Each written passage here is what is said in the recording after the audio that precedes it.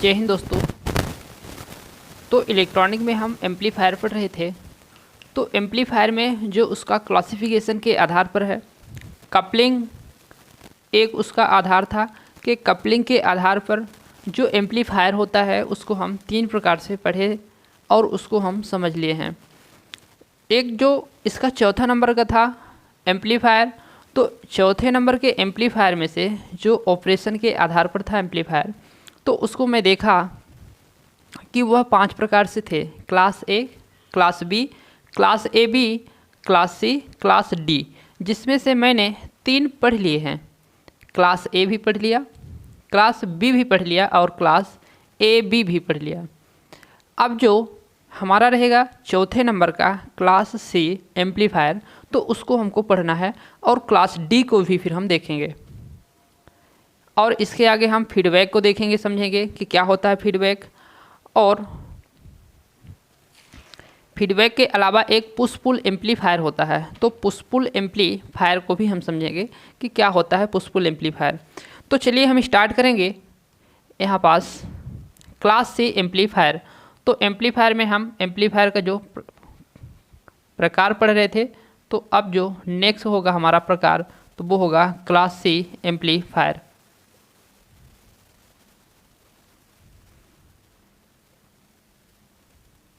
Class C प्रवर्धक, तो यह श्रेणी सी का एक प्रवर्धक है, जो इससे पहले मैंने और प्रवर्धकों को देख लिया था। तो इसमें होता क्या है, तो यह क्लास सी एम्पलीफायर का क्या मतलब हुआ। तो यहाँ हम किसी सिग्नल को क्या करते हैं, एम्पलीफाई करते हैं। किसी सिग्नल को जब हम एम्पलीफाई करेंगे तो किससे करेंगे, हम एम्पलीफायर से करेंगे।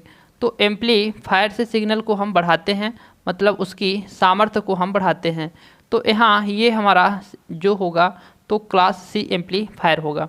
अब क्लास सी एम्पलीफायर के हम यहाँ इनपुट सिग्नल में देंगे सिग्नल को और आउटपुट में हम लेंगे।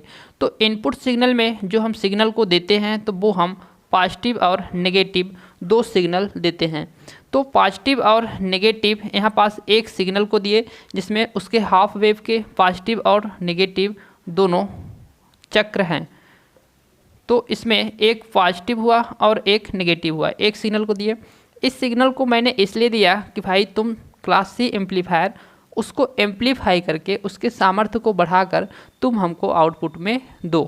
तो मैंने इसलिए किया। तो इसने किया क्या कि यहाँ पास इसने एम्पलीफाई तो किया, एम्पलीफाई किया, सिग्नल को एम्पलीफाई किया यहाँ पास, लेकिन उसके पॉजिटिव और नेगेटिव इन 2 हाफ साइकिल में से किसी एक हाफ साइकिल को ही इसने आउटपुट में एम्पलीफाई करके दिया। तो वो होगा हमारा पॉजिटिव हाफ साइकिल। तो पॉजिटिव हाफ साइकिल को मात्र और मात्र इसने एम्पलीफाई करके दिया, नेगेटिव को पूरा पूरा खा लिया। जैसे बी क्लास बी एम्पलीफायर था, तो क्लास बी भी क्या करता था, वही चीज़ करता था। तो क्लास बी उसमें एक नेगेटिव साइकिल को नहीं देता था। तो इसमें इसने क्या किया कि क्लास बी का जो गुण है तो इतना है, क्लास बी इतने देता था, पॉजिटिव देता था। लेकिन इसमें क्लास सी की क्या खासियत है कि 180 अंश यहाँ से कितना होता है, ये 0 हुआ और यह 90 डिग्री हुआ और यह 180 डिग्री हुआ। तो 180 डिग्री तक कौन देता था, क्लास बी देता था। क्लास सी क्या किया कि 180 डिग्री से भी कम डिग्री के सिग्नल को आउटपुट में एम्पलीफाई करके दिया। तो यहाँ जो हमको इतना ये सिग्नल दिख रहा है, तो इतने ही भाग को, इतने ही क्षेत्र को एम्पलीफाई करके दिया है। कौन, क्लास सी। तो इसको हम क्या बोलेंगे कि क्लास सी एम्पलीफायर क्या होता है कि वह एम्पलीफायर जो इनपुट के पॉजिटिव तथा नेगेटिव दोनों हाफ साइकिल देने पर एम्पलीफायर आउटपुट में केवल पॉजिटिव साइकिल के कुछ भाग को एम्पलीफाई करके देता है, वह क्लास सी एम्पलीफायर कहलाता है। तो क्लास सी एम्पलीफायर क्या किया, इसके आउटपुट में सिग्नल के हाफ साइकिल के कुछ भाग को ही एम्पलीफाई करके दिया। तो यहाँ पास इसको हम देखेंगे कि इसका आकार जो है तो वो कैसे दिखेगा। इसका आकार जो दिख रहा तो एक पट्टी के समान दिख रहा, मतलब इसका आकार पहले इतना था, वह सकरी हो गई, मतलब उसका साइज कम हो गया, तो एक पट्टी के आकार का यह दिखने लगा। तो इसकी जो सिग्नल होगी, इसकी जो सिग्नल होगी तो वो कैसी होगी, वह एक चपटी, कैसी, एक चपटी, एक चपटी पट्टी, एक चपटी पट्टी के समान इसका क्या दिखने लगा, जो इसका आउटपुट का सिग्नल है। तो चपटी पट्टी को हम क्या बोलेंगे, इंग्लिश में बोलते हैं उसको नैरो, उसको हम बोलेंगे नैरो बैंड। तो बैंड मतलब क्या होता है, बैंड मतलब पट्टी होता है, नैरो मतलब चपटी। तो नैरो बैंड जो होती है तो इसकी जो फ्रीक्वेंसी होती है, सिग्नल होती है, तो वो कैसी होती है, नैरो बैंड फ्रीक्वेंसी होती है। तो इसकी फ्रीक्वेंसी कैसी हो गई, नैरो बैंड हो गई।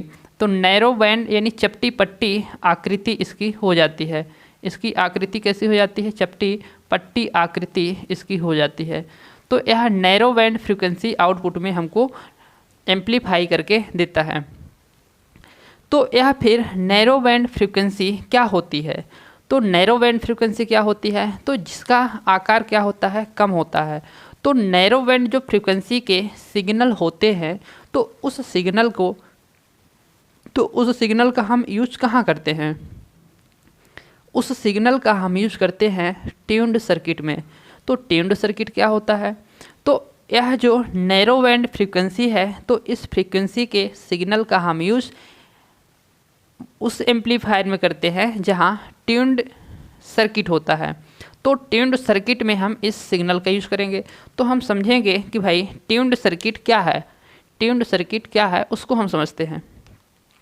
तो यहाँ पास ट्यून्ड सर्किट हम उसको बोलेंगे जहाँ इस प्रकार से हमारा होगा क्या, एक तो कैपेसिटर होगा और एक होगा हमारा इंडक्टर। तो यह दोनों आपस में कैसे जुड़े हैं, समांतर में जुड़े हैं। तो यह कैपेसिटर है और यह है इंडक्टर, एक दूसरे के समांतर में जुड़े हैं। अब इस जो कैपेसिटर को है तो हम कैसे बनाएंगे, यहाँ पास इस कैपेसिटर को हम बनाएंगे एडजस्टेबल, वेरिएबल बनाएंगे, परिवर्ती प्रकार का बनाएंगे संधारित्र इसको। तो यहाँ ये संधारित्र जो होता है तो परिवर्ती वेरिएबल प्रकार का होता है। तो ऐसा मैंने यहाँ पास इसको क्यों बनाया, क्योंकि इसके वेरिएबल को जब इसके संधारित्र को हम करेंगे वेरिएबल तो इसकी जो ये जो ट्यून्ड सर्किट है तो अनुनादी फ्रीक्वेंसी, रेजोनेंस फ्रीक्वेंसी अनुनादी आवृत्ति के सिद्धांत पर कार्य करता है। तो अनुनादी आवृत्ति क्या होती है, जब उसका XL का मान XC के बराबर हो जाता है तो वह स्थिति जो कहलाएगी तो वो क्या कहलाएगी, अनुनादी की स्थिति कहलाती है। तो यह अनुनादी की स्थिति कहलाती है। तो इस दौरान जो फ्रीक्वेंसी कार्य कर रही होगी उसको हम अनुनादी फ्रीक्वेंसी बोलते हैं। तो यहाँ जो अनुनादी फ्रीक्वेंसी होती है तो अनुनादी फ्रीक्वेंसी यहाँ फ्रीक्वेंसी यानी F और रेजोनेंस यानी अनुनाद बराबर क्या होगा यहाँ R। तो इसका जो फार्मूला होता है तो होता क्या है 2π√LC। तो LC यहाँ पास क्या बताता है, LC यहाँ पास ये बताता है कि जो हमने L लगाया है एक इंडक्टर और C लगाया है कैपेसिटर, यदि इसके मान को हम क्या करेंगे, परिवर्तित करेंगे। L के मान को हम बढ़ाते हैं तो L के मान को हम बढ़ाएंगे जब तो इसके F के मान में भी परिवर्तन होगा, बढ़ेगा घटेगा। तो इसके मान को यदि हम बढ़ाते हैं या फिर घटाते हैं तो इस फ्रीक्वेंसी के मान में भी परिवर्तन होगा, बढ़ेगा अर्थात और घटेगा। तो यहाँ पास जब फ्रीक्वेंसी तो कैपेसिटर के मान को हमने बढ़ाया, परिवर्तित किया तो फ्रीक्वेंसी के मान में भी परिवर्तन हुआ। तो इससे क्या मतलब हुआ कि फ्रीक्वेंसी से फ्रीक्वेंसी के मान में परिवर्तन हुआ, इसका क्या मतलब हुआ, आप क्या बताना चाहते हैं, आपके मन में यह आता होगा। तो फ्रीक्वेंसी के मान में परिवर्तन हुआ, इसका मतलब यह हुआ, ऐसे समझिए कि जैसे आप अपने घरों में जो रिमोट होता है और जो टीवी होती है तो आपको सीरियल वाइज सीरियल याद होता है कि मेरा स्टार उत्सव 10 नंबर पे है, दंगल जो है 12 नंबर पे है। ऐसे जो जो सिग्नल है, चैनल हैं, तो उस चैनल का नाम आप याद करके रखे हैं। तो उस चैनल को जब आपको लगाना होता है तो आप रिमोट उठाते हैं और मान लीजिए दंगल है आपका कितने नंबर पे, दंगल है आपका 16 नंबर पे, एग्जाम्पल के लिए समझिए, दंगल आपका जो सीरीज है 16 नंबर पे है। तो उस 16 नंबर की जो फ्रीक्वेंसी को सेट किया गया है, जितने भी या मान लीजिए XY जितने भी मेगाहर्ट्ज गीगाहर्ट्ज में वह फ्रीक्वेंसी है, तो उस फ्रीक्वेंसी मान लीजिए एग्जाम्पल के लिए मान लीजिए कि X मेगा हर्ट्ज में वह फ्रीक्वेंसी है दंगल वाली, जो दंगल का चैनल है उस चैनल की जो फ्रीक्वेंसी है तो X मेगा हर्ट्ज है। और जो आपके स्टार उत्सव की फ्रीक्वेंसी है वो वाई मेगा हर्ट्ज है, इसमें वैल्यू जो भी होगी वाई मेगा हर्ट्ज है। तो इसी प्रकार जो आपके यहाँ घरों में टीवी में चैनल है तो उस चैनल की अलग अलग चैनल की अलग अलग फ्रीक्वेंसी होती है। तो जिस फ्रीक्वेंसी पर हमको रिमोट से हम क्या करते हैं, जिस फ्रीक्वेंसी को हम रिमोट से अपने लगाते हैं और दबाते हैं तो वो क्या होती है फ्रीक्वेंसी, वह फ्रीक्वेंसी मैच करती है।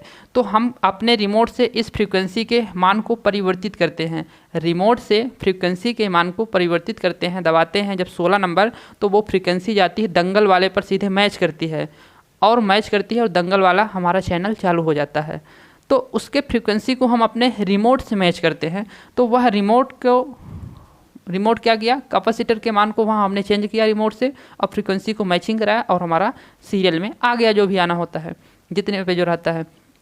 तो इस प्रकार से फ्रीक्वेंसी को हम परिवर्तित करके उसके फ्रीक्वेंसी को परिवर्तित करके हम जो सिग्नल होते हैं तो सिग्नल की मैचिंग कराते हैं।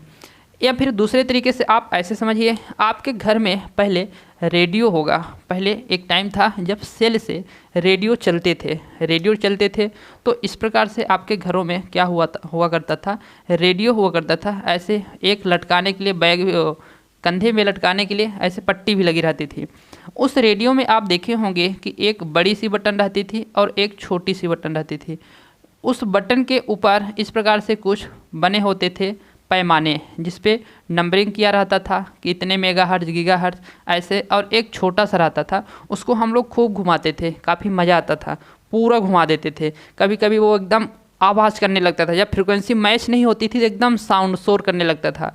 तो इसकी हम जो यहाँ पास घुमाते हैं, इसके जो एक बटन को हम घुमाते हैं तो क्या करते हैं, उसके फ्रीक्वेंसी को ही हम मैच कराते हैं कि भाई किस फ्रीक्वेंसी पर कौन सा सिग्नल पकड़ रहा है और वह कौन सा सूचना, समाचार, रेडियो, गाना, म्यूजिक जो भी बजता था तो कौन से सिग्नल पर वह मैच करेगा। तो मैच हम कराते थे उस एक स्विच की सहायता से।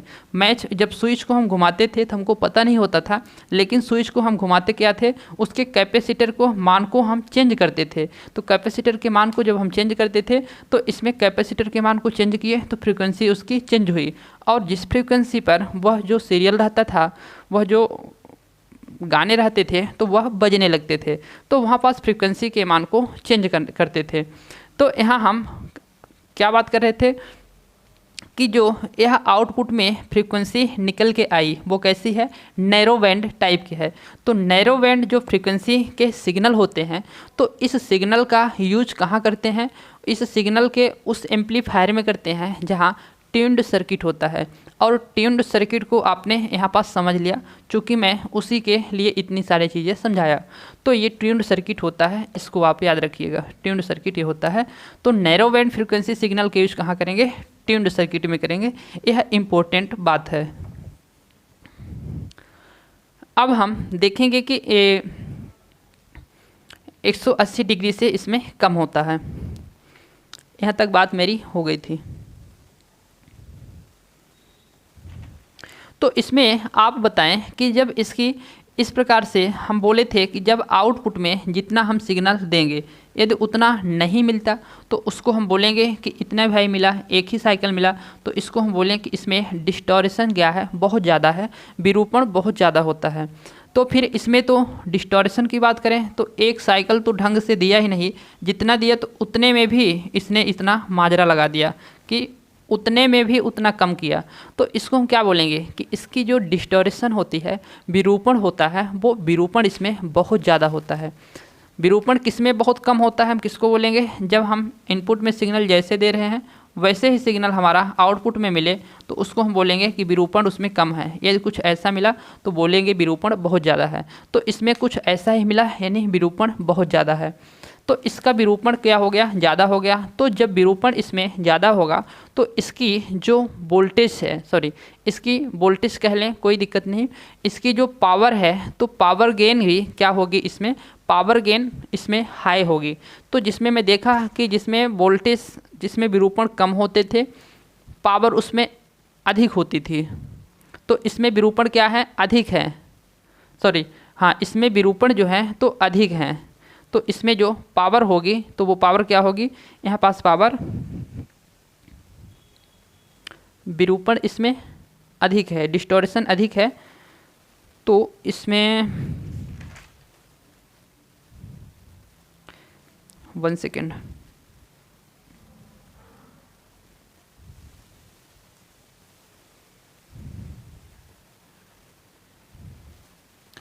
इसमें जो विरूपण है तो विरूपण क्या है, अधिक है।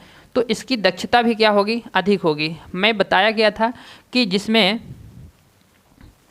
एम्पीडेंस मैचिंग का गुण होता है, एम्पीडेंस मैचिंग का गुण होगा तो उसमें भी क्या होती है, पावर ट्रांसफ़र हाई होता है, उसमें भी पावर ट्रांसफ़र हाई होता है। तो इसमें जो ये डिस्टॉर्शन है तो डिस्टॉर्शन इसमें क्या है, ज़्यादा है, डिस्टॉर्शन ज़्यादा है। साथ ही इसमें पावर का मान भी क्या होता है, पावर भी इसमें ज़्यादा होती है। जब पावर इसकी ज़्यादा होगी तो इसकी जो एफिशिएंसी होगी, दक्षता होगी, तो वह दक्षता भी इसमें क्या होगी, ज़्यादा होगी। जब पावर ज़्यादा है तो इसकी दक्षता भी क्या होती है, ज़्यादा होती है। तो फिर इसकी दक्षता जो है, क्लास सी एम्पलीफायर की जो दक्षता है वो होती है आपकी 90%। तो 90% होती है इसकी दक्षता। इससे पहले मैं बात किया था किसकी, इससे पहले मैं बात किया था एवी की। तो एवी की दक्षता में 65 लिखा था, एक किसका था, एवी का था। और जो बी का था वो 78 पॉइंट हम लिखे थे, 5 लिखे थे। और जो ए की था तो ए की यदि ओवरऑल पूछे तो 25%। और उसके आउटपुट में जो लगाते हैं हम, यदि ट्रांसफार्मर लगाते हैं तो उस कंडीशन में उसकी एफिशिएंसी क्या थी, वहाँ 50% थी। और मात्र कलेक्टर एफिशिएंसी की बात करें तो उसके कलेक्टर एफिशिएंसी की, जो ए प्रकार के एम्पलीफायर था, कलेक्टर एफिशिएंसी भी 50% थी। तो ये आपको मैं याद दिला दिया है पास। तो इसके एफिशिएंसी कितनी होती है, 95% होती है। और इसकी पावर भी क्या होती है, हाई होती है। तो इसकी जो पावर होगी वो भी हाई होगी। तो ये हुआ हमारा क्लास सी एम्पलीफायर। तो क्लास सी एम्पलीफायर में यहाँ मैंने ये चीज़ सीखा। अब देखेंगे क्लास सी के बाद जो आता है क्लास डी एम्पलीफायर। तो क्लास डी एम्पलीफायर का क्या मामला होता है। तो क्लास डी एम्पलीफायर, डी से आप क्या समझेंगे, डी से आपको समझना है कि वह डी डिजिटल को क्या करता है, डिजिटल को आपको साइन यानी चिन्ह बताता है। तो डी से आपको डिजिटल वहाँ याद रखना है। तो क्लास डी को हम देखेंगे अब।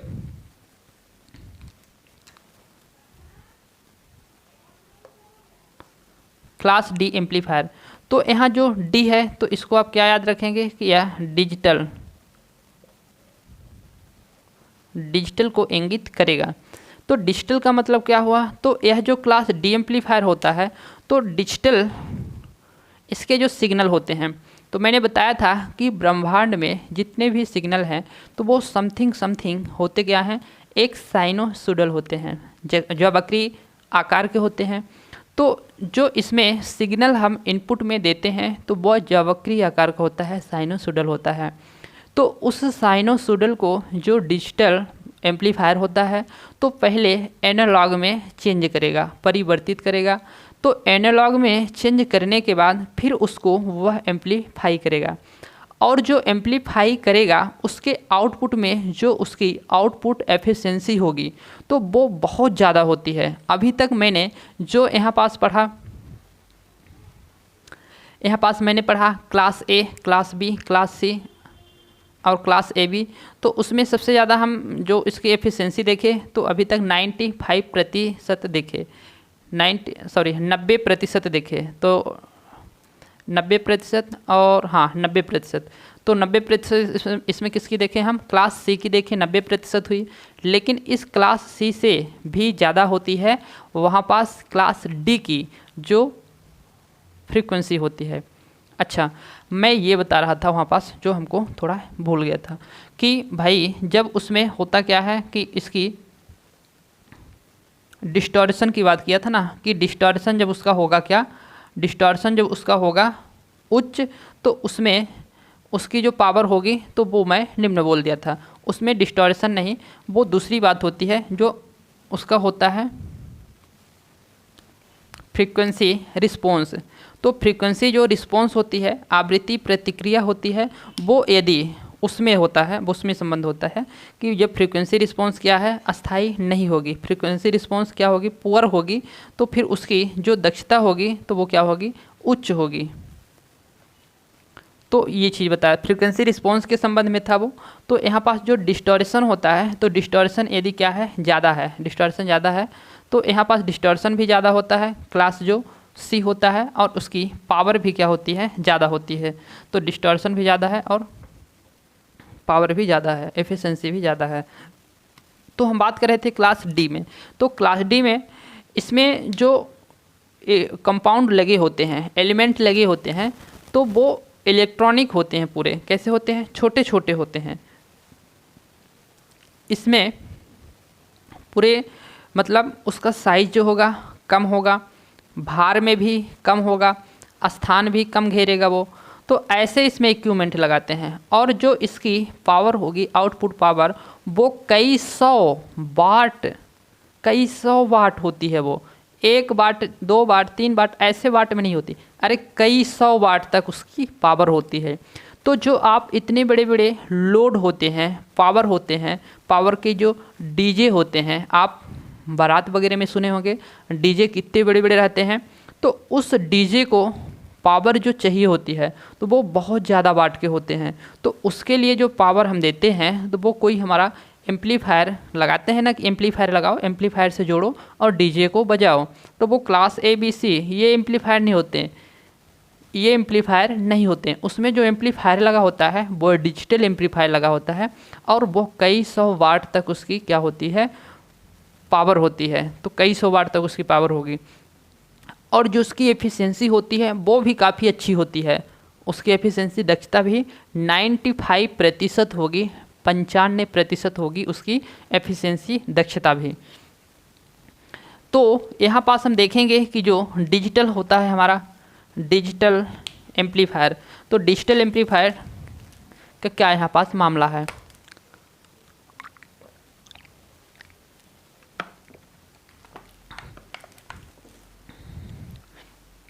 तो डिजिटल एम्पलीफायर जो होता है, तो उसके इनपुट में जो हम सिग्नल देते हैं वो कैसे देते हैं, इनपुट में जो सिग्नल देंगे वो होती है हमारी कुछ इस प्रकार से साइनोसॉइडल होती है।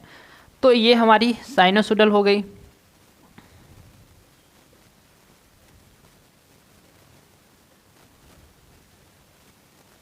साइनोसॉइडल हो गई। तो यहाँ पास इसको जब हम फिर परिवर्तित किस में करेंगे, इसमें हम चेंज करते हैं कुछ इस प्रकार से डिजिटल में। तो डिजिटल जो होता है तो कुछ इस प्रकार से आपका दिखेगा, ये सिग्नल जो होंगे तो डिजिटल में होंगे। तो इस डिजिटल सिग्नल को हम पहले इस डिजिटल सिग्नल में हम कन्वर्ट करते हैं इस साइनोसॉइडल को, और फिर इस डिजिटल सिग्नल को फिर हम क्या करते हैं, एम्पलीफाई करते हैं। तो इस डिजिटल सिग्नल को एम्पलीफाई करते हैं, डिजिटल सिग्नल को एम्पलीफाई करेंगे।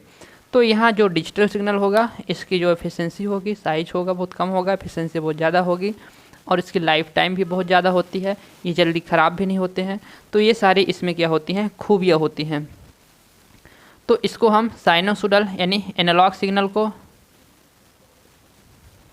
एनालॉग को हम डिजिटल में क्या करते हैं, चेंज करते हैं। इसके बाद उसको हम एम्पलीफाई करते हैं। तो ये सिस्टम होता है इसमें, और इसकी जो एफिशिएंसी होती है तो इसकी एफिशिएंसी कितनी होती है, 95% होती है। और यह कैसे होते हैं, कई सौ वाट के होते हैं। तो कई सौ वाट के होते हैं, ये कई सौ वाट के होते हैं। तो इसमें आपको यही चीज़ जानकारी रखना था इसका, कि इसमें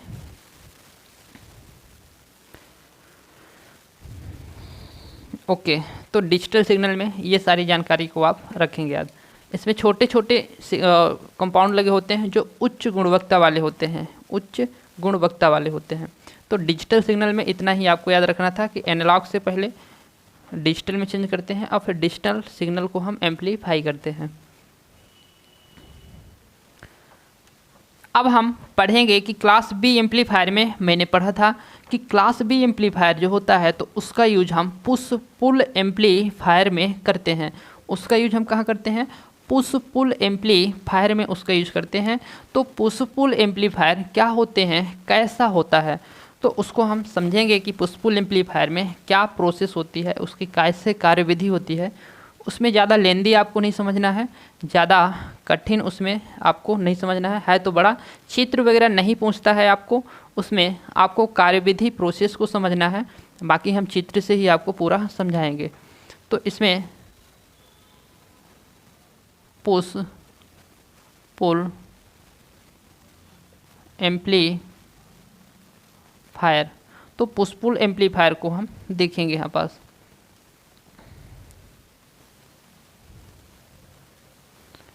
ये हुआ ट्रांजिस्टर,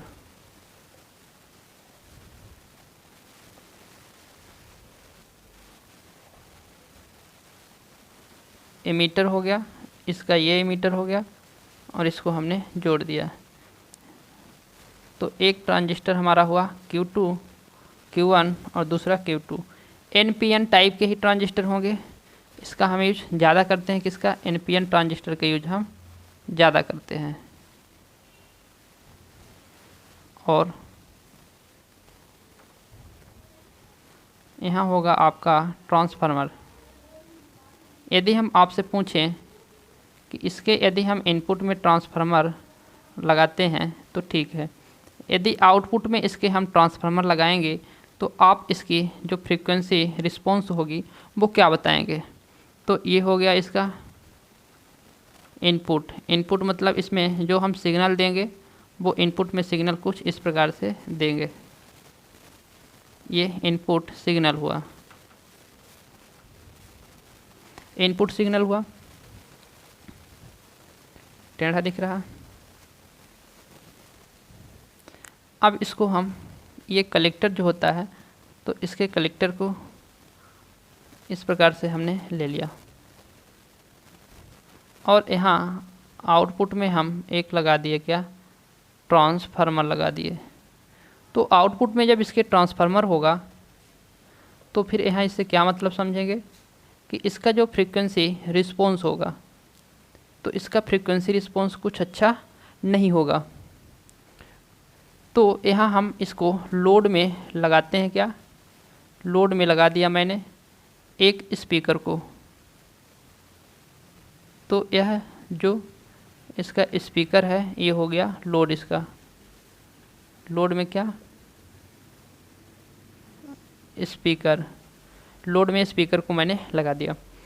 अब यहाँ इसको हम क्या करेंगे? सप्लाई लेंगे।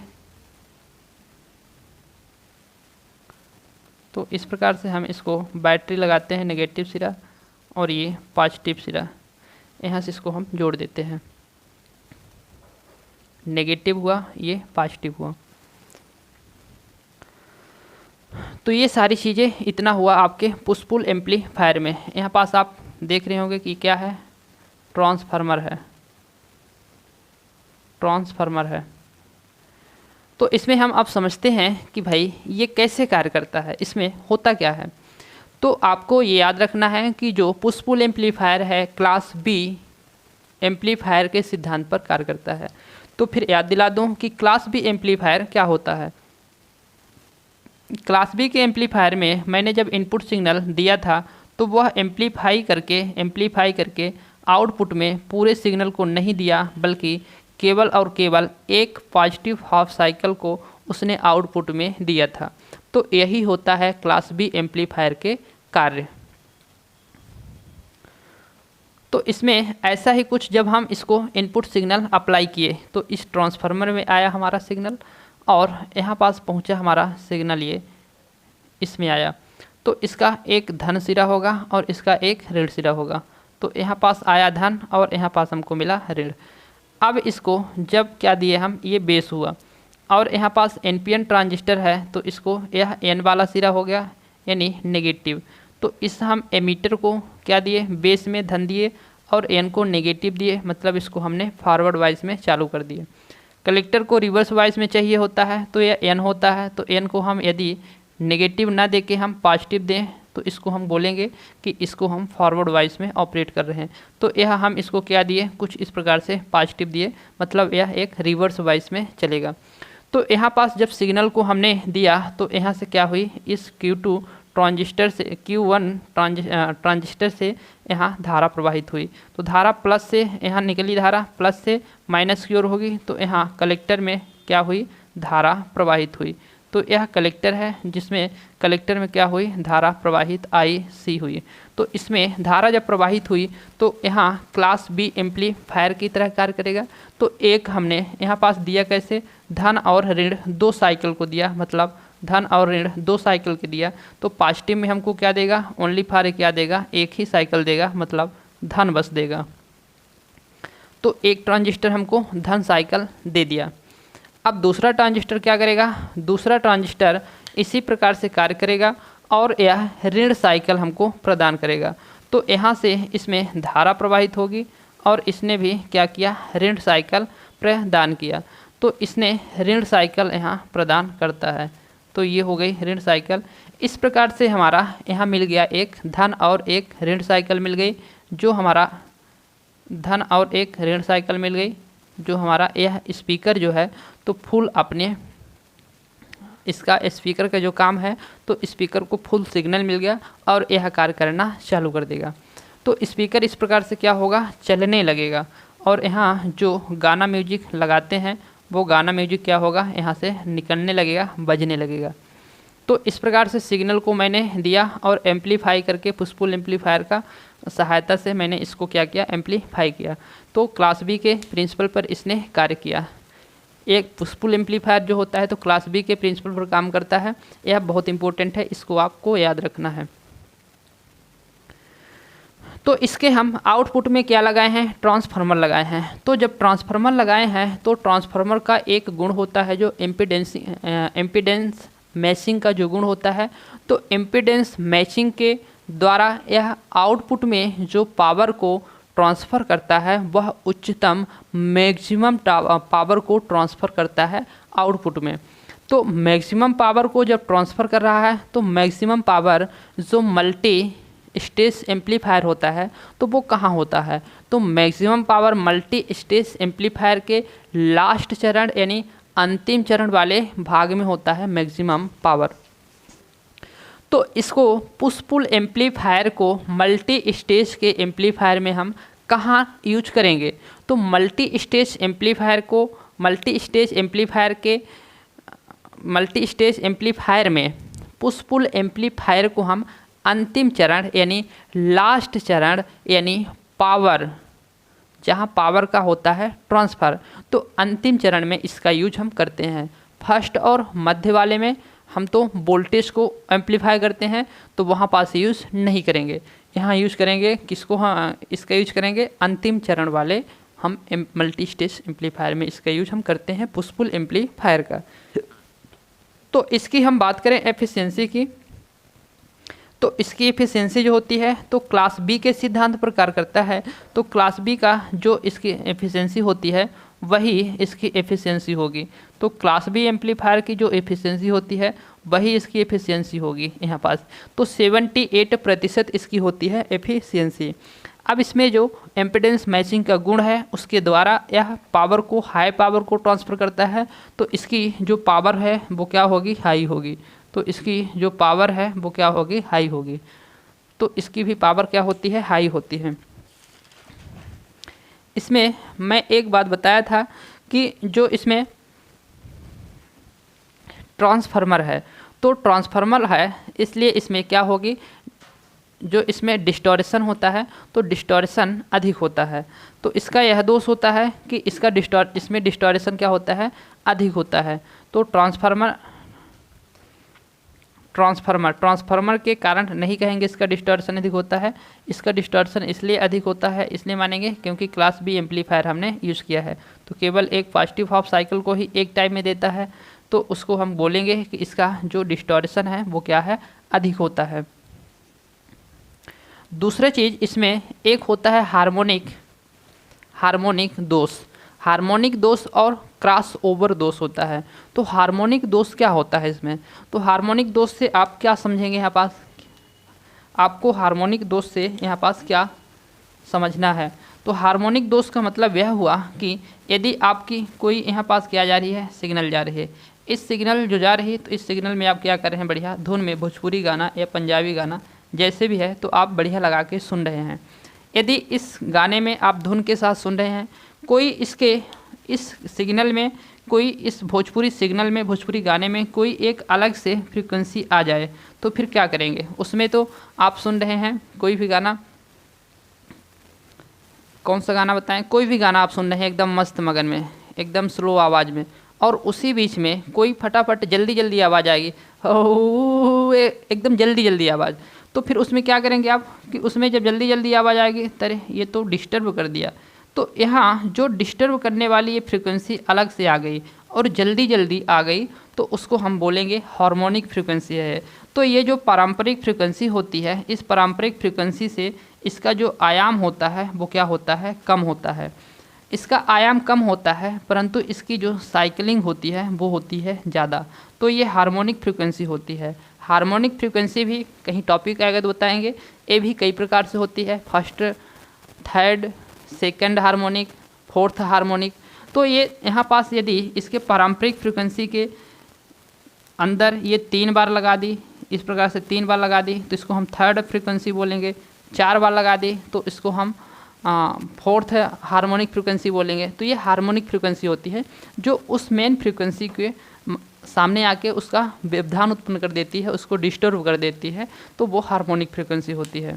तो इसमें हार्मोनिक फ्रीक्वेंसी भी होता है। यहाँ पास हमको अब समझना है कि जो फीडबैक होता है, तो फीडबैक क्या होता है, तो ये पुशपुल एम्पलीफायर होता है यहाँ से समाप्त। अब फीडबैक को हम समझते हैं कि फीडबैक का क्या मतलब हुआ।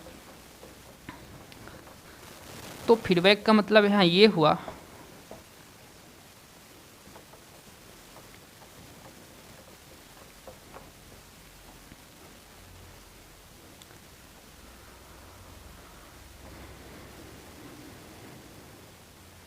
देखिए, जैसे आप ऐसे समझ सकते हैं फीडबैक का मतलब कि एक एग्जाम्पल मेरे मन में आया अभी। जैसे आप चाय बनाते हैं, तो चाय बना लिए, ठीक है, जो चाय का पत्ती डाले थे, तो चाय बनाने के बाद चाय के पत्ती को आपने क्या किया, उसको फेंकना चाहिए, तो फिर आप उसको फेंकते नहीं हैं। उस चाय के पत्ती में आप क्या करते हैं, दूध डालेंगे, पानी डालेंगे और फिर से उस चाय के पत्ती का दोबारा यूज करेंगे आप।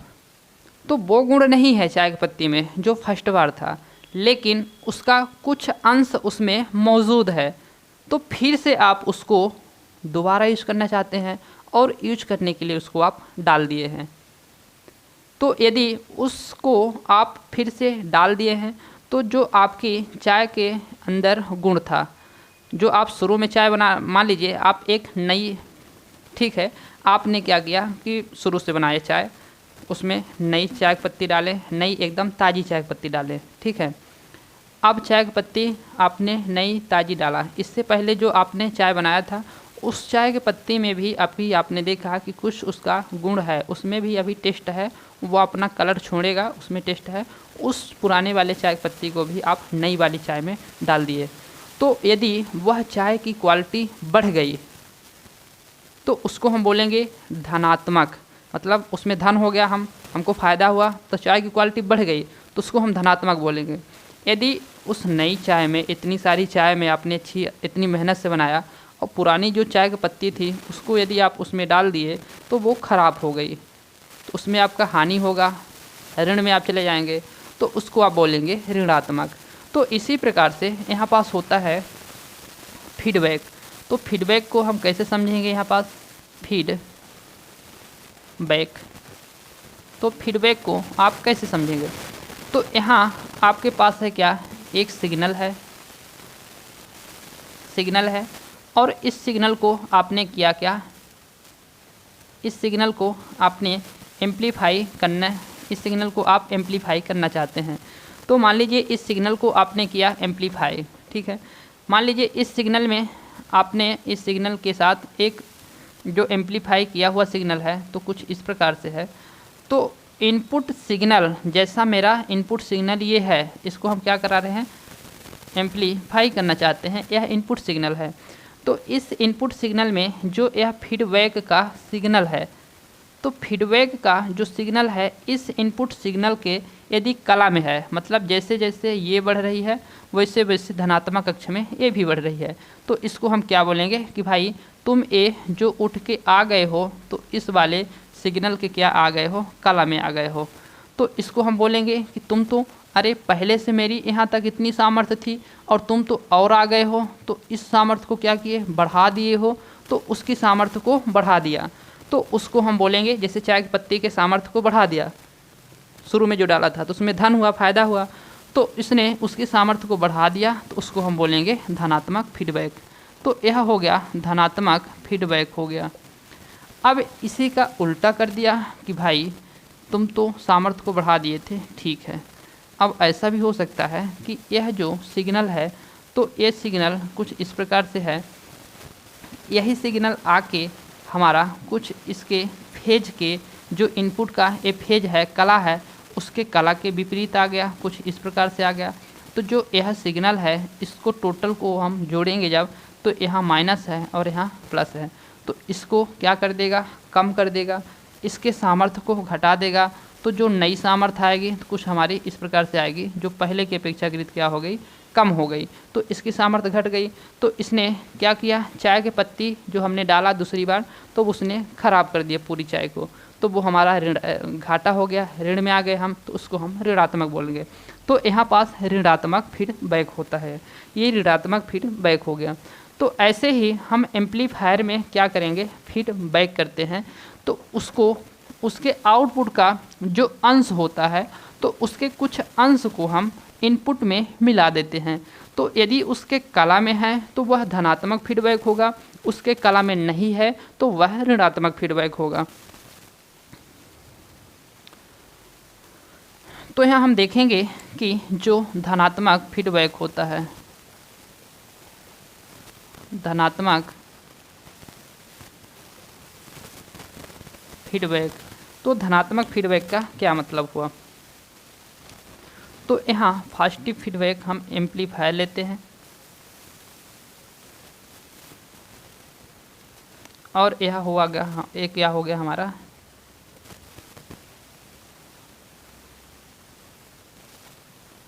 एम्पलीफायर। तो एम्पलीफायर को हमने ए से दर्शा दिया और इसका हो गया क्या, एम्पलीफायर का यहाँ पास एम्पलीफायर हो गया, ठीक है। यहाँ मेरा इनपुट है और यहाँ मेरा आउटपुट है। इनपुट में हम सिग्नल दिए, वोल्टेज देते हैं इनपुट में सिग्नल को, ये इनपुट हो गया। इनपुट में हम वोल्टेज देते हैं इसके सिग्नल को कुछ इस प्रकार से। आउटपुट में हमको क्या मिला, यहाँ पास हम आउटपुट में जो हमको यह एम्पलीफायर देता है तो कुछ इस प्रकार से देता है। आउटपुट में कैसे देता है, कुछ इस प्रकार से देता है। तो आप इसके ऊपर प्रश्न नहीं उठाएंगे कि आपने तो यहाँ कुछ ऐसे दिया था और इसका विपरीत आप बना दिए, तो आप ये कैसे बना दिए, तो आप नहीं पूछेंगे, हमको पता है। क्योंकि आपको यह भी पता है कि जो एमीटर फीडबैक कॉमन एमीटर होता है वह 180 डिग्री चेंज कर देता है।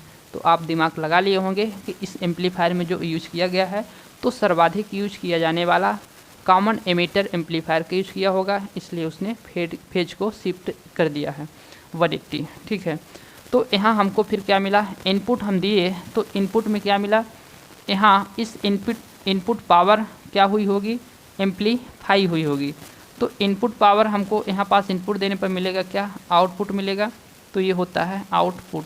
तो आउटपुट में जो हमको मिली सिग्नल वो कौन कौन सी सिग्नल हुई, तो यहाँ वोल्टेज जो हुई हमारी एम्पलीफाई तो वह वोल्टेज मिली होगी, जो इनपुट की वोल्टेज एम्पलीफाई हुई तो वह क्या मिली होगी, वोल्टेज मिली होगी, और जो इनपुट का भाग था तो वो इनपुट का भाग भी मिला होगा। तो इनपुट के भाग को आप यहाँ लिखेंगे VIN, मतलब वोल्टेज इनपुट लिखेंगे आप। तो यही चीज़ तो है, इन दोनों को मिला दिए तो ये हो गया हमारा आउटपुट। अब आउटपुट का जो सिग्नल है, तो आउटपुट का सिग्नल का हम कुछ भाग इनपुट में फिर से लाते हैं। तो इनपुट में फिर से लाने के लिए हमको फीडबैक सर्किट का प्रयोग करना होता है। तो ये हो गया हमारा फीडबैक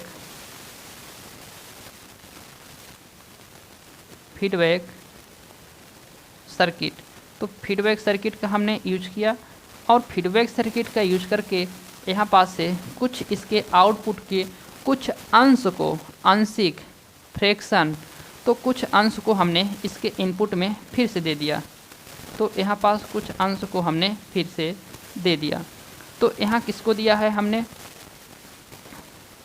तो यहाँ जो वोल्टेज दिया वो कौन सी वोल्टेज होगी, फीडबैक वोल्टेज होगी। तो इसके आउटपुट का जो कुछ अंश है, एम्पलीफाई किया हुआ वाला कुछ अंश है ए और ये भी, इसको हमने दिया, इसके कुछ अंश को दिया। और जो फीडबैक हमने यहाँ पास किया तो कुछ अंश को किया, तो उसको हम बोलेंगे आंशिक। तो अंश को क्या बोलेंगे हम, आंशिक बोलते हैं, आंशिक। और यहाँ पास आंशिक मतलब फ्रैक्शन, तो आंशिक फ्रैक्शन किसको बोले, जो हमने फीडबैक करने के लिए दिया। तो फीडबैक करने के लिए दिया मतलब फीडबैक आंशिक फ्रैक्शन। तो फीडबैक आंशिक फ्रैक्शन को हम दर्शाते हैं एम स्मॉल भी से, स्मॉल एम और स्मॉल भी से हम यहाँ दर्शाते हैं। तो एम स्मॉल भी से, तो यहाँ हमने किसको किया, उसके कुछ अंश को स्मॉल भी को किया। तो यहाँ वो हमारी ये इतनी वैल्यू की, इतनी सिग्नल की यहाँ हमारी आ रही है, क्या सिग्नल आ रही है। तो इस सिग्नल को हमने क्या किया, जो पहले हमारा यहाँ पास सिग्नल था इस सिग्नल में हमने मिला दिया। तो दोनों ऐड हो गया। तो इसके साथ जब ऐसे उसके सिग्नल और उसके फेज में होगा तो वह धनात्मक होगा, तो यह धनात्मक हो गई। तो यहाँ पास ये धनात्मक सिग्नल हो जाता है। तो इसका जो टोटल हम निकालेंगे कि भाई तुम एम्पलीफाई किए हो, तो टोटल तुमको हम गणना कैसे करेंगे।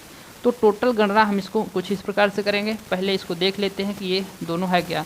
तो यहाँ जो ए और स्मॉल भी है, ए और स्मॉल भी है, तो इसको हम क्या बोलेंगे, तो इसको बोलेंगे एम्पलीफायर द्वारा।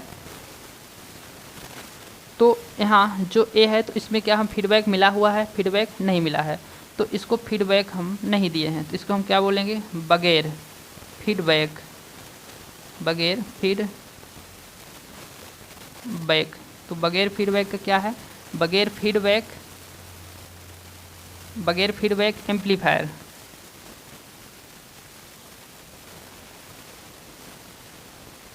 एम्पलीफायर के सिग्नल, तो बगैर फीडबैक एम्पलीफायर के सिग्नल को हम क्या बोल देंगे, एम्पलीफायर के वोल्टेज गेन। तो एम्पलीफायर के वोल्टेज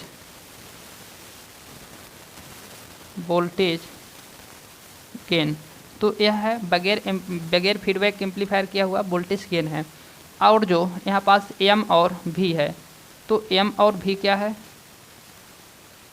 तो एम और भी है आंशिक फ्रैक्शन। तो कैसा आंशिक फ्रैक्शन है, फीडबैक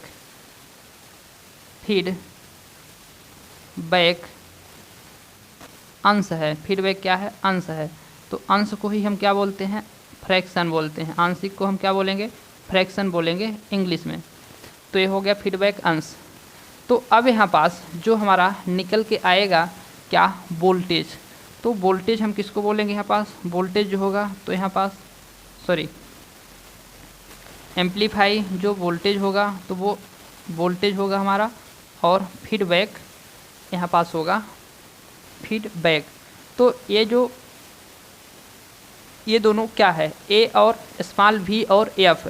तो यह है पॉजिटिव फीडबैक में, पॉजिटिव के पश्चात एम्पलीफायर की वोल्टेज गेन है। तो पॉजिटिव फीडबैक में, पॉजिटिव फीडबैक में फीडबैक के पश्चात, फीडबैक के पश्चात वोल्टेज एम्पलीफायर, यहाँ एम्पलीफाई है तो एम्पलीफायर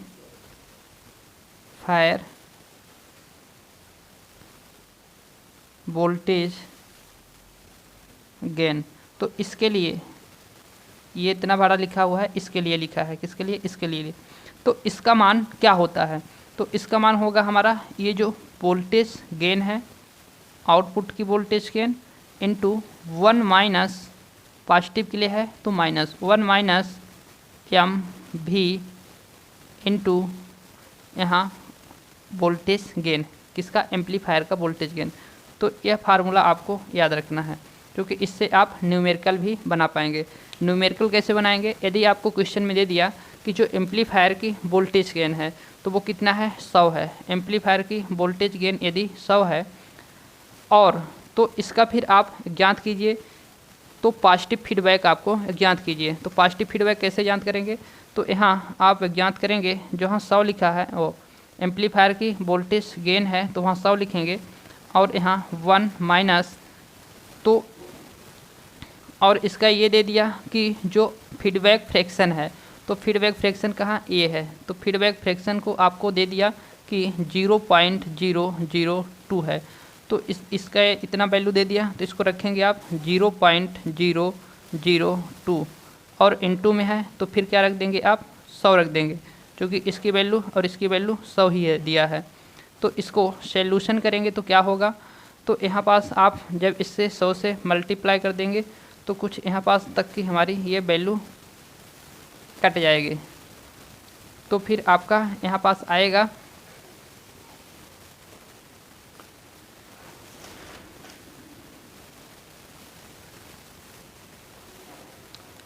ये ऊपर में 100, नीचे में 1, इसका n2 करने पर यहाँ तक की वैल्यू हमारी कम हो जाएगी। तो वो मिलेगा, एक में हमको घटाना है 0.2 घटाना है, या तो फिर एक में घटाना है 0.2। तो 0.2 को जब घटाएंगे तो कितना आएगा आपका, 100 में 100/1 में तो 98 आ जाएगा, पॉइंट में 98 आएगा। और फिर यहाँ से आप क्या करेंगे, 98 आ गया। तो इसको आपने इस दशमलव को हटाने के लिए ऊपर 2 आप शून्य को बढ़ाएंगे, तो ऊपर जब 2 आप शून्य को बढ़ाएंगे तो ये दशमलव हट जाएगा। तो इसको सॉल्व करने पर लगभग 102 के आसपास आ रहा है। तो इससे क्या तात्पर्य हुआ कि मैंने दिया था इसको कितना, 100 दिया था और निकल के कितना आया, 102 आया। तो जो 2 होगा तो वो फीडबैक के कारण हुआ है, जो 2 हुआ है वो किसके कारण हुआ, फीडबैक के कारण हुआ।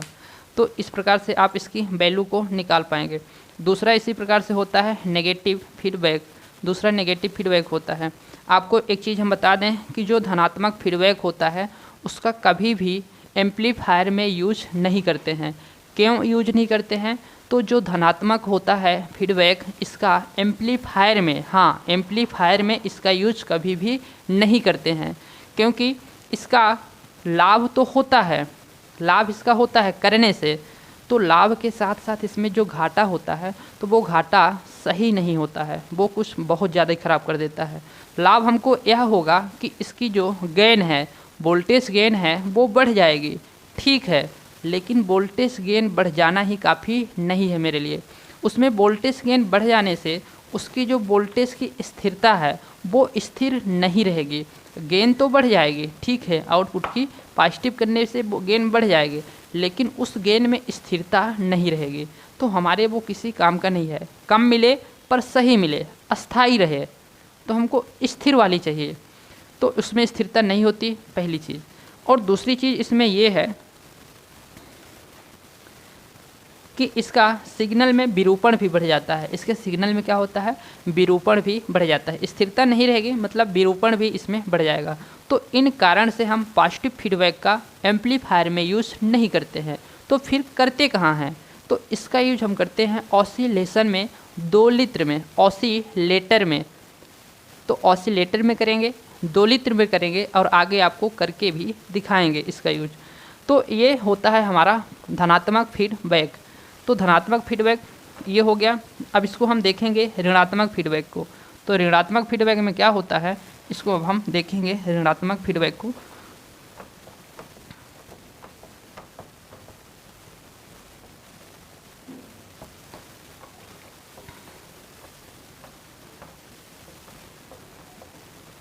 तो यहाँ पास जो दूसरा फीडबैक होगा वो होगा मेरा ऋणात्मक फीडबैक।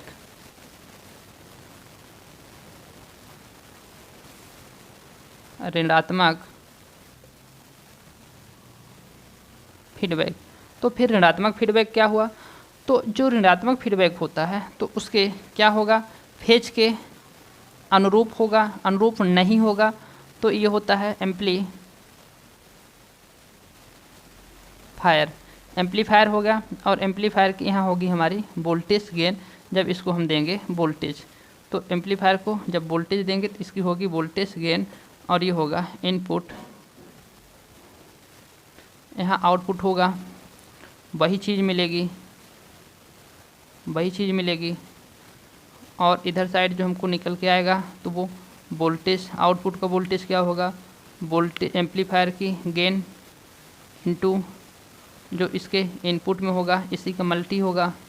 और यहाँ पास हम लगाते हैं फीडबैक सर्किट। तो ये होता है फीडबैक सर्किट। और जो फीडबैक सर्किट होता है वो इसके इनपुट में क्या देता है, कुछ सही दिशा की सिग्नल को नहीं देता है। तो हमको इस प्रकार से मिला। और इसको जो हमने यहाँ लगाया फीडबैक, तो कैसा फीडबैक, वोल्टेज फीडबैक। तो वोल्टेज फीडबैक वही होगा, बाकी नेगेटिव में आ जाएगा, होगा वही। तो ये हुआ फीडबैक जो इसको हमने पाया। तो वो फीडबैक कैसा हुआ, इसका फीडबैक ये नेगेटिव हुआ। तो ये इसने फीडबैक को क्या कर दिया, नेगेटिव कर दिया। नेगेटिव फीडबैक इसके यहाँ माइनस में आ जाएगी, तो इसको कैंसिल कर देगी, यानी कम कर देगी, घटा देगी। तो इसके सामर्थ्य को घटा देती है। तो यह नेगेटिव फीडबैक होता है। नेगेटिव फीडबैक में सामर्थ्य को घटा दिया, लेकिन इसके हमको फ़ायदे हैं, इसलिए हम इसका यूज करते हैं एम्पलीफायर में।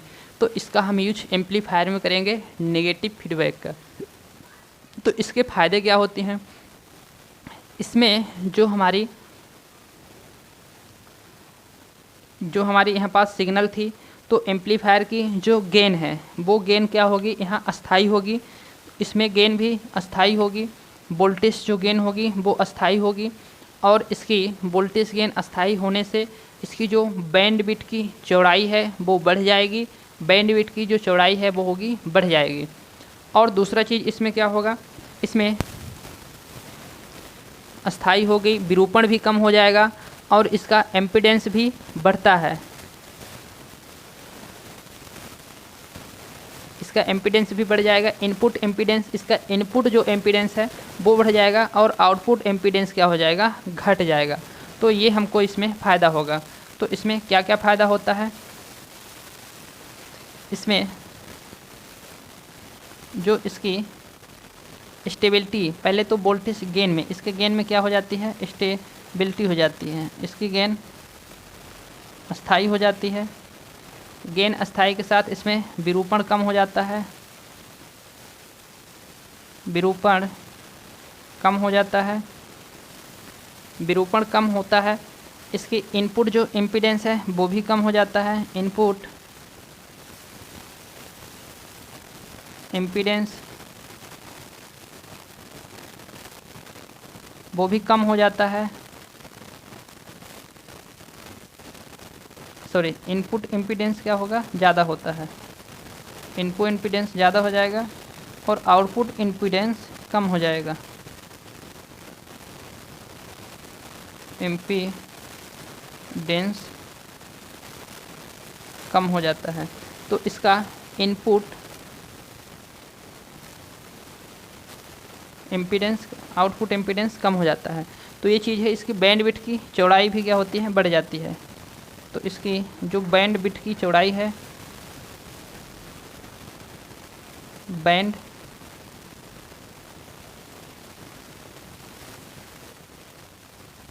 विड्थ की जो चौड़ाई है, तो इसकी बैंड विड्थ जो होती है तो वो बढ़ जाती है। विड्थ मतलब चौड़ाई। तो यहाँ पास जो हम फ्रीक्वेंसी रिस्पॉन्स बताए थे तो ये एक एक्सीलेंट बताए थे। तो इस प्रकार से जो एक्सीलेंट वाली है तो इसकी जो चौड़ाई होगी वो क्या होगी, बढ़ जाएगी। तो यह कब होगी, जब वोल्टेज गेन में अस्थाई होगी, स्थिरता होगी। तो इस ऋणात्मक फीडबैक का यूज हम कहाँ करेंगे, एम्पलीफायर में करते हैं। तो इसका भी जो फार्मूला होता है तो फार्मूला नेगेटिव फीडबैक का फार्मूला होगा जो, तो जैसे उसमें था तो उसी प्रकार से इसमें भी होगा, धनात्मक जैसे होगा, लेकिन जो यहाँ पास ऋण था वो धन हो जाएगा। इसमें इतना ही अंतर आता है, बाकी वही रहता है इसमें इसके फार्मूले में। तो ये फीडबैक का फार्मूला है, इस फार्मूले को आप याद रखिएगा। इसी प्रकार से गणना करनी हो तो गणना करने पर इसकी जो वैल्यू होगी, यदि हम 2000 देंगे तो 2000 से हमको क्या मिलेगी, कम ही मिलेगी, लेकिन वो सही सलामत मिलेगी, एक अस्थाई प्रकार की गेन मिलेगी। तो यह गेन को, आउटपुट गेन को घटा देता है, लेकिन अस्थाई रूप से हमको स्थिरता वाला गेन देता है। ये चीज़ें आपको समझ में आई होगी फीडबैक जो होता है। तो अभी तक आप बने रहें, इसके लिए बहुत बहुत धन्यवाद। मिलते हैं नेक्स्ट क्लास में ऐसे ही कुछ नया सीखने और कुछ नया जानने के उद्देश्य के साथ, नई एनर्जी के साथ। ओके, सो थैंक्स, अभी तक आप बने रहें, इसके लिए बहुत बहुत धन्यवाद। मिलते हैं नेक्स्ट क्लास में।